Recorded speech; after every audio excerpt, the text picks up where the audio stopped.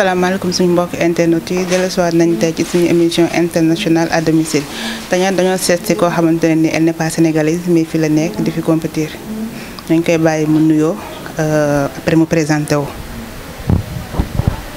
Bonsoir, maa ngi tudd Ndri Ange Muriel Jogbo, j'ai 22 ans, je suis étudiante et handballeuse au Sénégal. Comme ni nga ko waxee sànq sa biir wax yaa ngi débuté Fadia donc bëggoon nañoo xam lan moo tax nga choisir nekk gardien. Au début bi may commencé nekk gardien joueuse j'étais pivot laa woon mais benn jour coach bi amuñu woon góol coach bi taxaw beneen camp bi man ma taxaw beneen camp bi mais premier bal bi mu sànni coach bi moo ko sànni camp bi mu ko sànnee camp dafa ma yàlle mu dugg. léegi coach bi après il m'a dit ok yow mouvement bu baax nga def kon yow mun nga nekk gardien parce que am nga taille bi donc le lendemain bi ma ñëwee ci lañ def mouvement gardien et tout metti woon na mais après je me suis adaptée et puis foofu laa commencé nekk gardienne handball. léegi dañuy ñëw ci lu tax ñu déplacé wu ba seen kër pour waxtaan ak yow. ni émission bi di wuyoo comme ni ma koy waxee d'habitude international à domicile je pense su ma juumul 2020 mu nekkoon Coupe d'Afrique bi. waa Côte d'Ivoire dañ laa contacter pour nga dem jouer fa rejoindre leen seen équipe nationale A bi bëggoon nañu xam loolu naka la demee woon. ok pour commencer déjà man benn journaliste Côte d'Ivoire moo ma contacté via la page de la fédération mais xam nga comme Côte d'Ivoire dafa bëri ay nit yu bizarre donc je me suis renseignée auprès des joueuses que je connaissais déjà là-bas ñu boole ma ak président Ligue Côte d'Ivoire bi. ci laa commencé di waxtaan ak moom et tout et mu may laajte samay vidéos samay performances et tout entre temps dafa tombé woon que j'étais sortie aux journaux pour la première fois en tant que révélation de golf foofu lañ ma gis et tout après ci la ma posé question ba mu ne ma reste à l'écoute nous allons suivre tes performances et on va te contacter pour la prochaine sélection.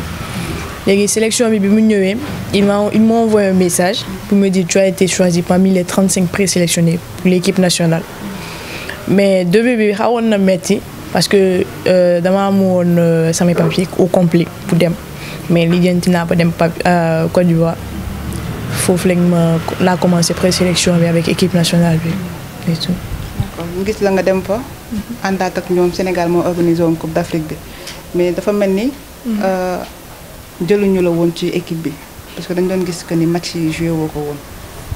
oui jëluñu ma woon parce que dañoo préféré woon parce que y avait gardiens yi fa nekkoon ay gens anciennes lañ te c'était la dernière année donc ils ont préféré jox leen seen chance ñoom ci dernière année bi mais ñoom dañ ma garder pour mu nekk ak ñoom pour me suivre affaire yi de près. pour prochaine sec ba tey nii sax coach gardien yi moo ngi may suivre moo ngi waxtaan ak man souvent moo ngi may envoyer ay exercices pour wax ma ni que defal lii defal la boo ko mun di def moo ngi may suivre de près ak samay vidéos et tout même président DTN Côte d'Ivoire moo ngi tamit chaque jour moo ngi may message xool ci lu ma nekk donc ñu ne ma garde la foi continue de travailler prochaine sélection dinañ la woo. macha allah dégg nañ wax jooju noonu. léegi nga jóge woon fii dem Côte d'Ivoire après àndaat ak ñoom ñëwaat fekkewaat Coupe d'Afrique bi yëpp lan moo la gën a marqué ci moment yooyu. bon li ma gën a marqué ci moment yooyu je vais dire que dama fi nekkoon ak ñoom ci même hôtel bi sax on était tous ensemble maa ngi mel ni ku bokkoon déjà ci équipe bi avec eux à 100% parce que lépp lu ñu def muy loisir muy maillot j'avais tout genre réserviste laa woon quoi. donc mooy ambiance bi elles étaient genre on était tous ensemble comme des sœurs et tout même bi ñuy ñibbi si sax elles m'ont laissé des trucs et tout loolu moo gën a marqué et surtout bi ñuy dem stade booy ñibbi si gars yi genre ceux qui te connaissent ici au Sénégal Muriel genre j'étais comme une star ici au Sénégal quoi c'est ça qui m'a beaucoup marqué. dañuy resté ba tey ci Coupe d'Afrique bi nga seetaan match yi gis góol yi foofu naka nga gisee niveau góol yi foofu noonu ak li nekk fii Sénégal. bon on va dire que niveau yi du benn parce que déjà, bimay dem présélection, au début, les filles étaient vraiment, tu te dis que ouais, ce sont des professionnels, mais apparemment, elles jouent au terrain. Parce que bien ñëwé Coupe d'Afrique, mën na wax pression bi tamit bokku na ci, mais aussi gardienne yi on va dire à 50% joxé wuñu li ñuy amone fofu. Donc bon, niveau bi c'est pas trop ça. Mais bon, buñ ci yoké dara rek dina baax inshallah. Légui par rapport ak suñu gardien yi nekk fii nii ban différence nga gis entre ñi nga gis ñu doon jouer foofu noonu. C'est une gardienne, machallah. Gardienne du Sénégal, il n'y a rien à dire parce que je pense que niveau fille, malgré que le handball est valorisé là-bas, je pense qu'avec les gardiennes, ça va. Différemment des autres gardiennes de la Côte d'Ivoire. Ici, c'est meilleur. Le jour où tu es à Côte d'Ivoire, tu es présélectionné, tu es venu. Say parents naka lañ ko dundé content won nañ ñom ñep ba may dem sax chaque jour ñoo ngi may message est-ce que tu pries, est-ce que ça va xol ci luma nek parce qu'ils étaient tellement contents c'était ñom chaque jour ñoo ngi may ñaanal nan ma que Dieu te facilite, que tout se passe bien nga bok ci équipe bi parce que fierté lay doon ñu gis sen dom télé nan sama dom équipe nationale la jaar et tout voilà. Tay est-ce que le Sénégal soxla won bëgg la sélectionner équipe nationale paré nga pour am double nationalité. Mën naa wax tey waaw pare naa pour am double nationalité pour jouer équipe nationale Sénégal, pourquoi pas, parce qu'on va dire que Sénégal m'a formé ci handball bi donc oui bu ñu ma woowoon équipe nationale dinaa wuyu si inchallah. Gis nga ni aussi am nga place ci équipe nationale à suñu poste. Oui, pourquoi pas, parce que on dit dans la vie il faut rêver grand. Donc waaw gis naa fa sama bopp yokk liggéey bi rek gëm sama bopp et je pense que je peux y arriver inchallah. Inchallah ñu gis ne aussi depuis plus de 3 ans chaque année dañuy wax que ni Muriel def nga saison bu baax nekk nga fi révélation golf nekk nga fi joueuse du mois sélectionné nañ la équipe nationale bu Côte d'Ivoire lan mooy sa secret. Awuma benn secret damay dem même souvent il y a des problèmes de coach de gardienne damay dem à l'heure comme il le faut teg samay plo comme on le dit entraînement et répétition là parce que Matafal moo ñu doon entraîner jamono c'est chaque fois mu ne li ma leen di defal li même si je suis pas là refaites-le. Les entraînements c'est une répétition parce que da ngay dem ba benn instant mouvement bi day doon réflexion doo ko sax tey da ngay dem rek donc chaque fois bu ma demee damay teg samay plo bu ma liggéeyul ak équipe bi damay teg samay plo à côté et je m'entraîne individuellement noonu la demee. Donc secret bi liggéey la. Liggéey la jamais renoncer toujours travailler. D'accord dégg nañ li nga wax tey ma la waxoon nga imaginer benn xale bu ñoo toog peut-être fan la wala ni ngay góolal neex la mu bëgg a def comme yow ni day góolu lan nga koy conseiller. li ma koy conseiller mooy liggéey aussi il n'y a pas de secret, le travail toujours et ça paye. Souvent comme on me conseille voilà les gens j'essaie d'être ouverte avec la personne ma ne ko carrément boo amee ay questions nga ñëw poser ma ko bu ma mënee je vois souvent sax su ma amee entraînement avec l'équipe ñoom suñu mën a ñëw elles viennent on s'entraîne ensemble c'est juste ça le secret c'est le travail. D'habitude dañuy wax que ni joueurs yi ñoo war a liggéey lu ëpp saison bu tëjee dañoo war a liggéey bañ a noppaleku mais dañ lay gis yow étant gardien te ñu lay gardien ni peut-être ci camp yi rek la ñuy yem dañuy gis à chaque fois da ngay entraîner amoo saison bu tëj yaa ngi ànd ak waa académie bi wala yaa ngi xëy di dem géej yaa ngi dem salle lu tax loolu. Comme je le dirais pour perfectionner sama niveau bi parce que je me dis que je suis pas arrivée au meilleur niveau que je veux quoi. Donc toujours j'essaie de perfectionner les choses comme il le faut. Moo tax chaque jour moo xëyee bu ma amee doole rek damay dem daw yi wala waa académie bu ñu amee ay activités damay dem ak ñoom ànd ak ñoom parce que je me dis que chaque saison bu ñëwee seet tout le monde dit que damay def saison bu baax mais dama bëgg perfectionner saison yi de monter de grade en grade quoi. Pourquoi pas egg si stade de meilleure gardienne du championnat du Sénégal. Oui, c'est mon objectif en tout cas.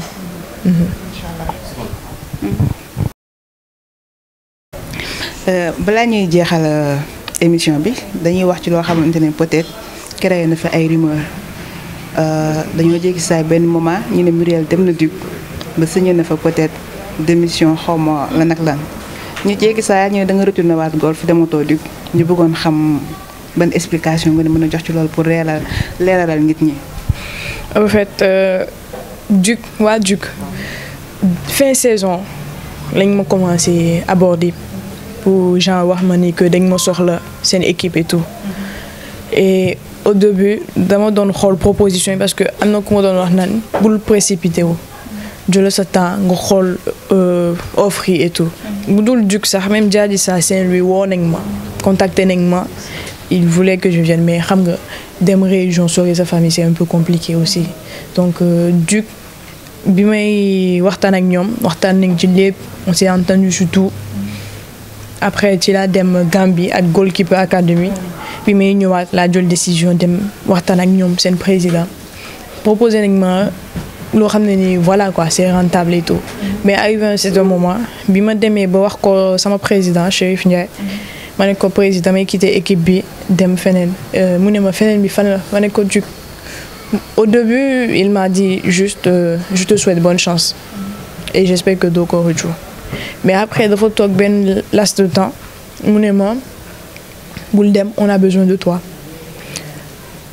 s'il faut wax ñu yow li nga bëgg on va le faire bul dem et après vu que dañoo changé coach bu bees bi commencé di ma contacter wax ma on a besoin de toi on a besoin de toi parce que tu motives l'équipe yow yaay pousser équipe bi et tout donc waxtaan nañ ci lu bëri ma ne ko yow lan mooy ses projets pour man wax na ma lan mooy projet wam et il m'a parlé des boulots et man ragaluma liggéey donc liggéey bi mu wax noonu je sais que avec lui si je me concentre mën naa atteindre objectif bi mu bëgg c'était compliqué parce que demoon naa ba signer Duc ba pare ñëwaat ci sama décision c'était un peu compliqué vu aussi que ku nekk instant bi handball bi ku nekk da ngay xool say objectifs li nga bëgg a def li nga bëgg a atteindre et bul focaliser ci handball bi kese parce que aussi il faut voir la vie à côté parce que je le souhaite à personne souvent mën nga dem dam am blessure wala truc du genre dootoo mënati continuer ci handball bi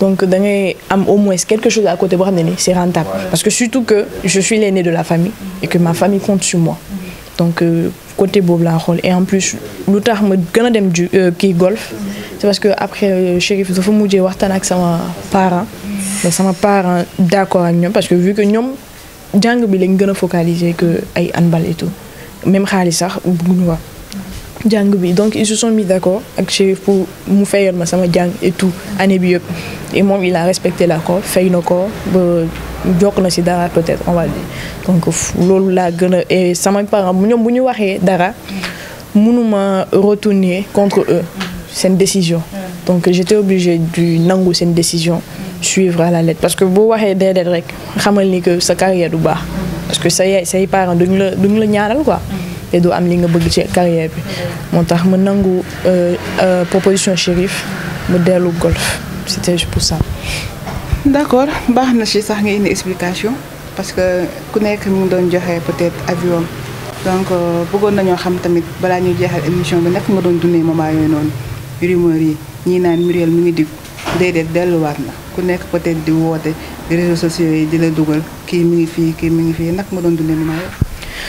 Au début genre dama ko jëloon comme blague ay retaan la ma doon def pour réseaux sociaux yi je vais dire mais bi waa Duc demee ba yëg loolu surtout capitaine bi Sophia daf ma ñëkk a message parce que j'avais quitté tous les groupes de Duc parce que dañ ma ajouté woon ci seen groupe ma quitté groupe bi capitaine bi gis ko mu message ma naan ma lu tax nga quitté groupe bi ma ne ko malentendu la mais après je vais t'expliquer mu insister pour xam ci laa ko expliquer xam naa seet metti na ko surtout sama xarit bi nekk Duc Koumba Sy metti woon na leen le fait que parce que presque mën naa wax joueurs yi la moitié message nañ ma mais li ñuy dëgg est-ce que dëgg la tu peux pas mentir aussi je lui ai dit juste que oui ou tu vas les reparler après, ou bien tu es obligé de ne pas répondre au message. Pas un conflit am sen digante. Mais ramna cette mère mais bon, je peux pas aller à l'encontre de la décision de mes parents. Te connecte instant bi ça objectif ça veut ngay xol ci handball bi nous lay avancer le kanam. Metti won na ma trop parce que moi je suis une personne bu ma jëlee décision je recule jamais. Mais là ma demoon ci ay contraintes mo taxone me reculer un peu. C'était ça. Metti won na mom. D'accord. La mère de Muriel. Ange Muriel Diogo. D'accord. Que pourriez-vous nous dire de votre fille? Bon, tout simplement, je suis fière de ma fille pour la voie qu'elle a choisie. Au début, je n'étais pas trop pour parce que je voulais qu'elle poursuive ses études, qu'elle finisse bien, comme tout le monde.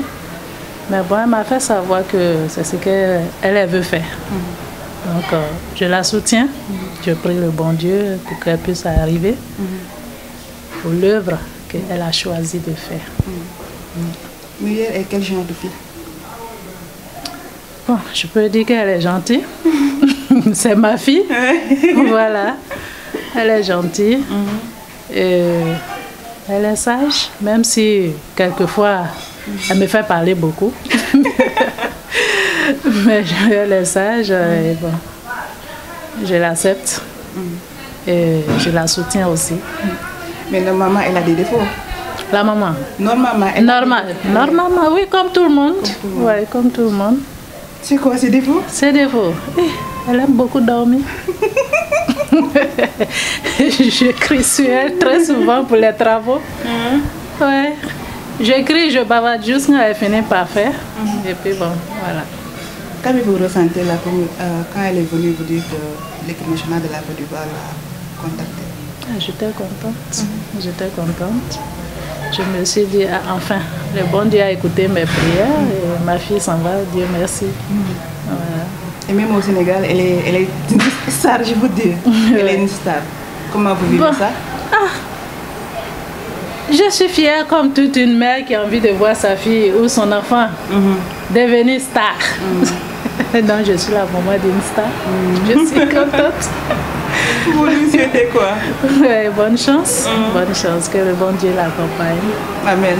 Oui, que le bon Dieu l'accompagne pour que vraiment elle puisse y arriver au-delà de tout. Amen. Voilà. Merci beaucoup. Merci à vous. Salam alaikum, je m'appelle Awamour Karine Guiro, je suis la grande sœur de Muriel. Muriel, c'est ma petite sœur. Kouyarula, elle m'écoute souvent.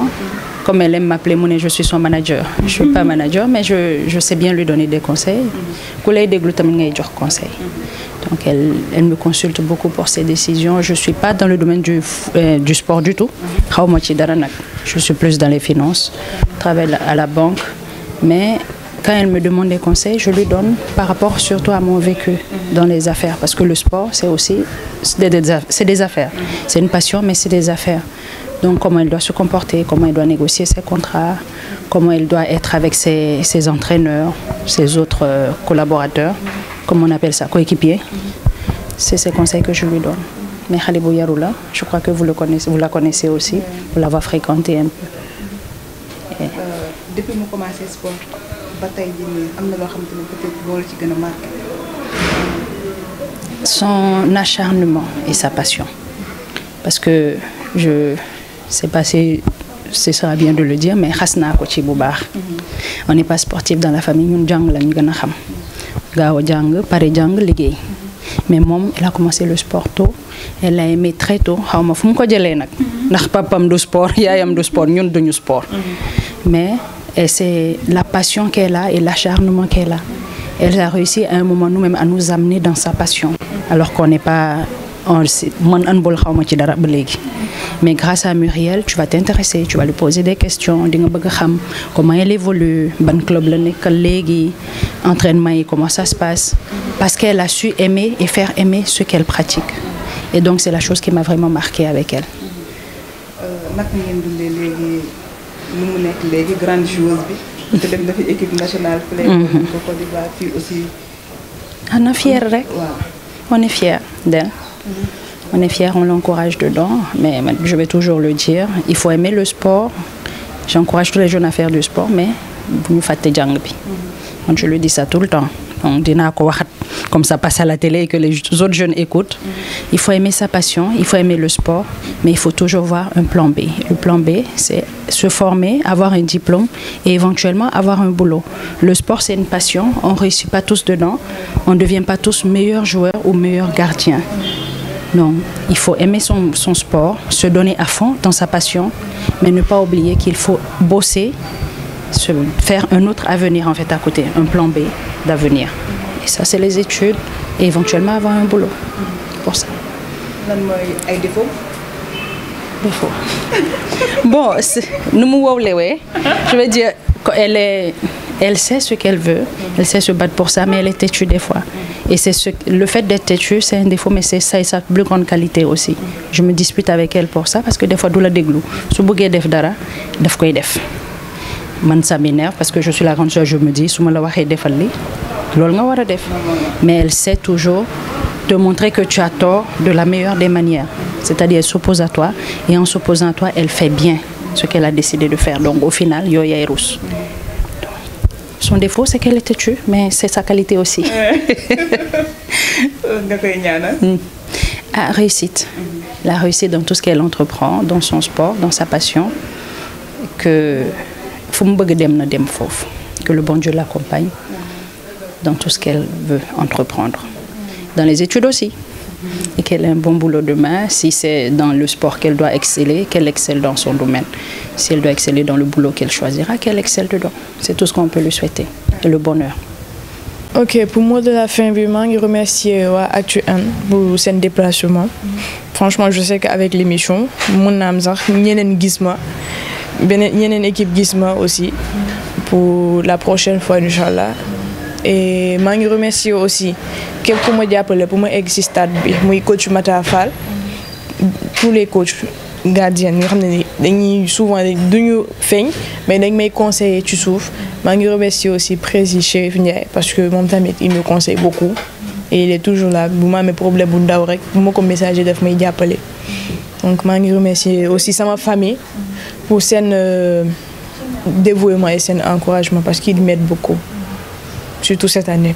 Et voilà quoi. Merci à Actu1 pour le déplacement et tout. Je remercie aussi à Côte d'Ivoire. Nous me suivre de près, surtout sama coach sélection, coach Rufine. Moi, chaque jour, je suis. Elle me suit de près. Et je remercie pourquoi le staff Côte d'Ivoire a mes messages. Et aussi les joueuses parce que je suis tout le temps en contact avec elles.